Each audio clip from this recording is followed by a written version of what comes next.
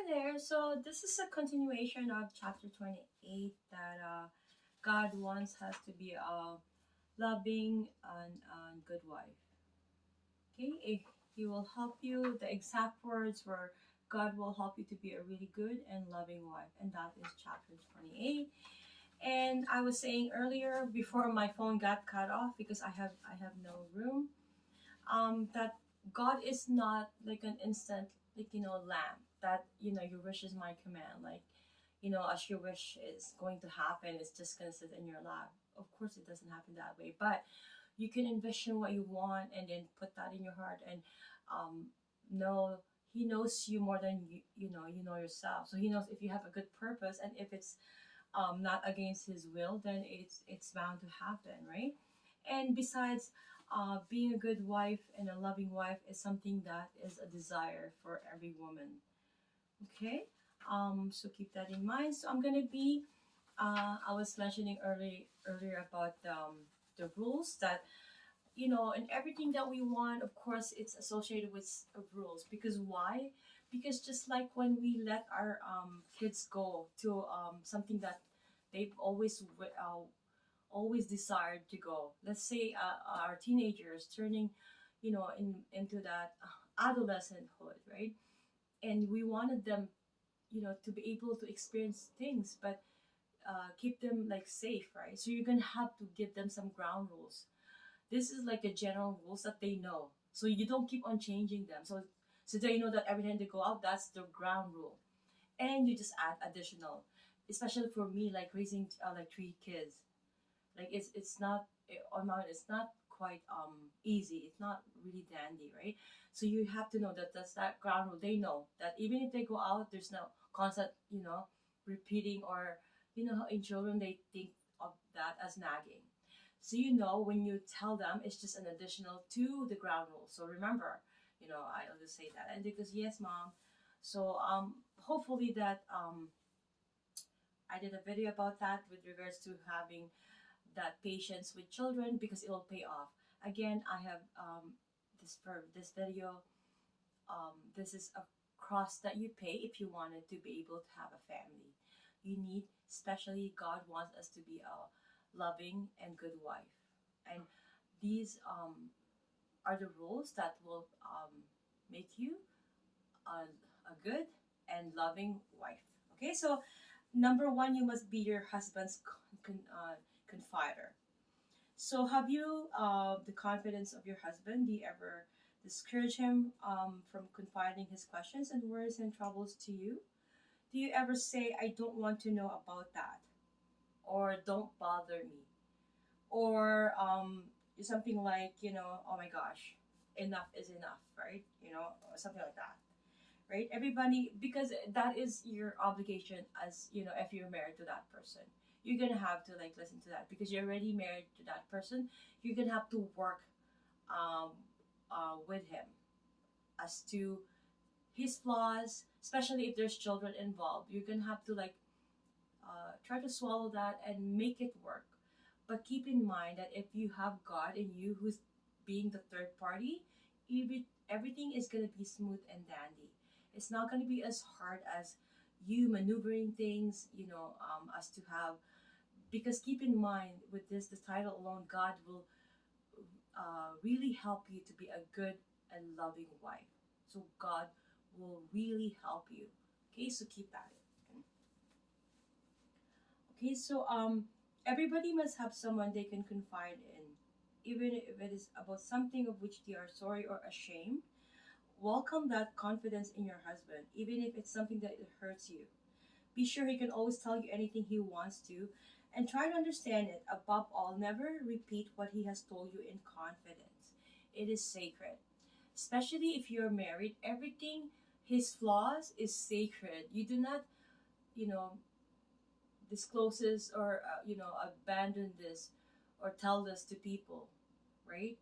If you are in a serious relationship, especially if there's kids involved, you do not trust your husband the same way that your husband shouldn't trust their wives, um, because they're a team. They go represent themselves out of the world to their relatives, meaning your to your parents, because once you're husband and wife, you know you're gonna have to cleave to your wife and raise your child, your children. Together, you both raise a family. Okay, your your parents become your relative, so as your brothers and sisters, and so as like your other brothers and sisters in faith, right? And friends are also part of the community.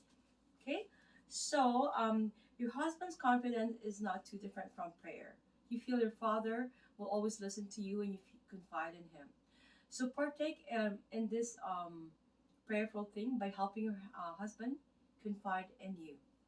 So be your husband's friend. Do you? This is number two. Be your husband's friend. I'm gonna say it again. Do you always treat your husband as nicely as you do your best friend? Do you gossip about your husband when you would hesitate to repeat the same thing about a friend? Do you ever ridicule your husband before others when you would never do that to a good friend? Try looking at your husband as others look at him. Try looking at him as a friend. You will find he is neither all good or all bad, but just a man with some good points and some bad ones. Be proud of his good points and pray for his bad ones. How many women say when it is too late, my husband was the best friend I ever had? In other words, be a friend, a pal to your husband, and ask God to help you for such a pal. Okay, so rule number three, be your husband's advisor. Do you ever say, I'll take care of the house, you take care of the money making? Besides your sympathy, your husband wants your advice. Be the first he can bring his problems to. Often you will not really understand what these problems are, but at least try. Make suggestions if you can, but even if he dismisses them, do not be angry. Do not be, you're offended because he's not taking, suggestions while you're listening. Just be there, give us support, and do not try to, put your two senses. It's not needed at that time. Okay? Don't and make suggest. Okay. Um, don't you sometimes laugh when he suggests how the housework should be done? What your husband wants more than anything else when he asks for advice is to talk about his problems. Did you ever think that this is, in a sense, is praying? You tell your father about your problems and it does your heart good just to talk about them. But suppose you felt he didn't want to listen. You love your father because you can talk to him about your problems. Don't you feel you will be a better wife if your husband can come to you with his earthly problems? Be assured, if he cannot get sympathy and counsel from you, he can always get it, good or bad, from somewhere else. So keep that in mind because in a marriage, you shouldn't be turning to other people for that, for advice, for sympathy. Like you have to have a solid relationship that will really last a lifetime. Like it's very solid because it's united by God, and marriage is united by God. And if you have not understand that, you have to know the basis of it, right? Of the marriage. Okay, so rule number four: be your husband's pride. A man wants a wife he can sometimes show off or brag about. That doesn't mean he wants a screen beauty. If you are pretty, he is and he is proud of you for that reason. All well and good, right? But if it is more important for you to be the kind of wife or whom he can say something proudly. It may be only to brag about your cooking or your ways of economizing, but as long as your husband gets compliments from his friends about you, as long as he is proud to have them meet you, as long as he can brag just a little about you, so long would you be the kind of wife you want to be. So number five is be your husband's playmate. Okay, men and women must play. Play softens the hard work and the everyday problems of life. Yes, we know you have children, household cares, meals to prepare, money troubles, but there comes a time when you must forget them and play with your husband. Do you play with him now? Or do you say, oh, I'm too tired to get out? You go out? Or I don't like to go fishing, right? You go alone. You think you are being kind when you say these things to your husband, but are you? For we always play with people we like. And then if you say that to your husband, it doesn't really make him happy. And that's like a discouragement. So we have to follow these rules, and everything else will be, and put God first before anything else. Okay, I'm going to have a video with that later on. Two videos about Christmas and about that. Idolizing, you know. So if you do not join your husband in play, he will come to look on you as a housewife, a cook, or just a nurse. And be assured also that if your husband feels you do not want to play with him, after a while he will not seek you when he wants to play. So join your husband in playing as well as praying. Okay? And rule number 6, be with your husband's lover. Be your husband's lover, not be with your, be your husband's lover. Now we want to talk to you frankly about a very important thing. Many a wife thinks when she is in her 40s or afterward, when she has had several children, that the sex part of the marriage is not important anymore. She regards it as something to be endured. While she believes that attending to her home and her children are more important, importantly as they are, we want to say in all earnestness that while life and love last, the sex part of the marriage remains equally very important. We have to keep that in mind. We have to keep it alive, and because men have some urges, sexual urges, that we have to keep them alive as well, and we have to, keep us busy by, there's that physical 10 rules that men want likes in a woman, right? They want us to look pretty, right? I That's why sometimes when I go out, I try to put a little, because I don't like putting makeup. Let's say if we're going for like a wedding, or I try to put makeup, and then wear a dress. I like wearing dress anyways, but I just don't put makeup. But I'll try put my hair up, so they like it like that. So we make an effort. Okay. Um. So we're gonna be our husband's lover.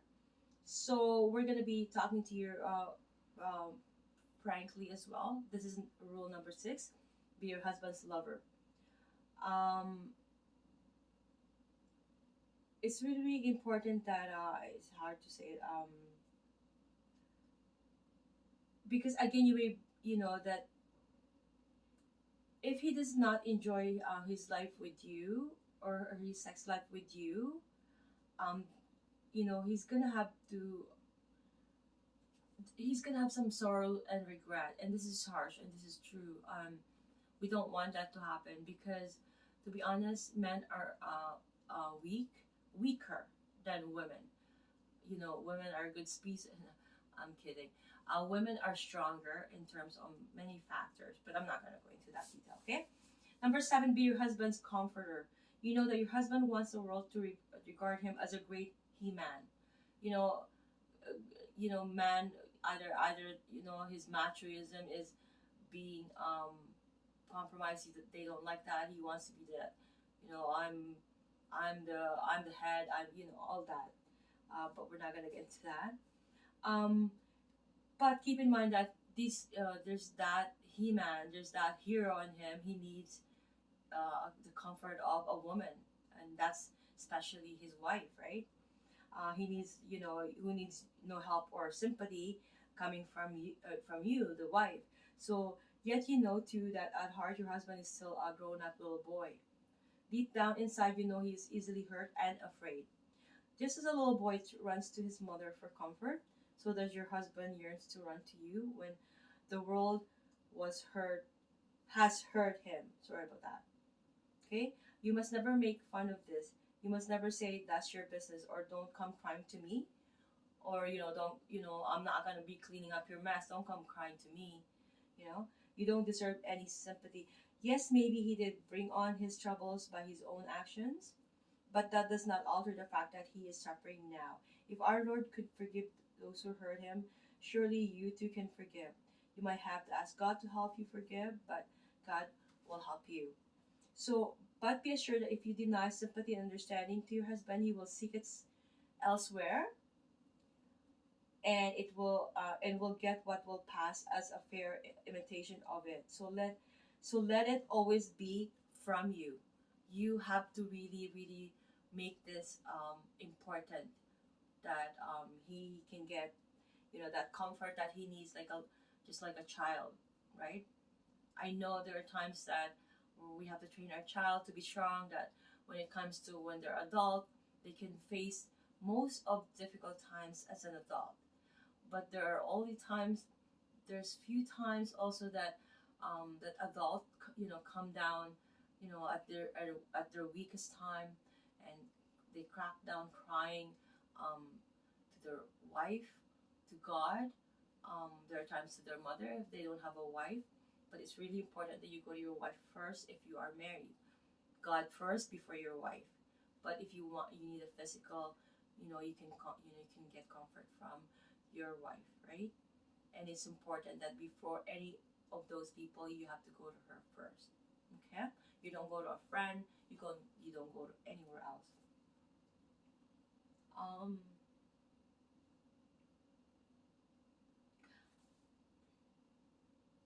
okay, we have now reached the end of the important 7 things we told you about. We know that to carry them out, you may have to make many changes in your life, in your own life, and your ways of living. But you must know that God is willing to help you if you but turn to Him in all faith and sincerity. Ask God to help you do the utmost that you can to make yourself your husband's measure of all He wants a wife to be. And if you fail in your climb and slip back a few steps, as we all do, then your father will surely see that your husband will love and understand. Ask God to help you not to forget the life you built with your husband, the love that blossomed long ago. Ask Him to recall the promises you both made, the prayers you said when you were first married. Okay? For He has made you the keeper of the heart and home. Keep in mind that um, the husband, is the strength and the lead of the home, but the wife is the heart of the home. Okay? So He has made you the guiding star of your husband. So very often it is the influence of the wife as to whether her husband is a success or a failure. So be wise to pick the wife or husband. This is what I tell my children. Be wise. Once you marry though, you have to work with their flaws. You have to really work hard to work that marriage. Okay, but be you pick wisely. Even if they're good looking, try hard. One factor is they have to be Christian. They have to be Christian. Otherwise, it's going to be a long, hard, bumpy road. It's not going to be, because the God has to be there to be as a guiding force, a guiding, a third party. It's gonna has to be like that. That's what it says in the Bible. If not, it's going to be hard.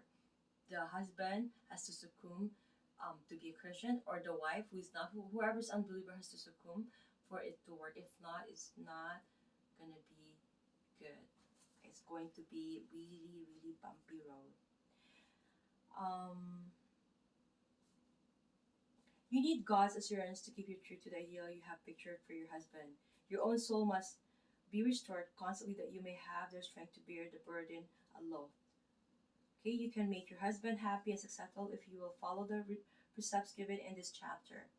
Yet, more important it is that you follow the precepts laid down by God in His own book, the Bible. And there is no better precept than the only one you may read of the height and the depths of a woman's love and the golden words therein given. Love suffered long and is kind. Love bear all things, believe all things, hope all things, endure all things. Love never fails. There is the story of the wife whose married life has always reached a breaking point. One day it seemed to her as if a voice said, "Pray." That evening she said, "William, I know you may not understand me, but we don't seem to be getting anywhere with all these arguing and quarreling. I know I haven't been everything I should have, but I want to be different. Will you do one more thing for me?" Her husband looked at her surprisingly. He asked, "What is that? Will you get down on your knees and pray with me like we used to?" His face changed and the angry look left it. "You're right," he answered. "I reckon that's the only thing we haven't done. We can't seem to talk to each other. Let's talk to God." They dropped on their knees side by side. They opened their hearts to God as they used to do many years before. All their anger and troubles seemed to melt away. Both saw their mistakes and their weaknesses, Both got new faith and strength for these days to come. Each was united with God and be with the other. Keep in mind, keep that whatever that you guys got together is that love, and God binded you together. So if you're weak, come to God for that weakness. Let Him intervene. Let Him save you. Let Him save the marriage. That's why it's really important that pick someone who is Christian, like who has the teaching of Jesus. That way, He will lead you, because those arguments should not happen. And why it's happening is because there's no communion. One is unbeliever, one is a believer, one is unbeliever, or both is unbeliever. If it's a chaos. Oh no, my battery's dying. Okay, thank you guys so much for today's topic. But I'm just gonna end this that it's really important that we are able to know our role as a woman, as a wife. It's God rules. It's from the handbook of life, and it's in the book, and we have to also know this, because women are always looking for like what's guys like in a woman, their personality, their personal attribute.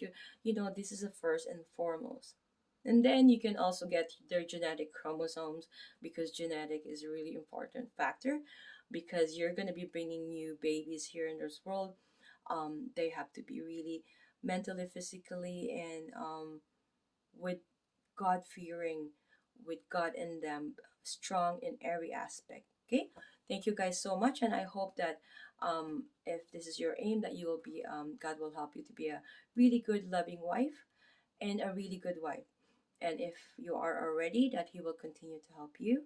And in the matter of me, I'm not married, but God, if it's my aim, then I will be a good and loving wife in the future. In Jesus' name, thank you guys. I love you guys all, and be safe.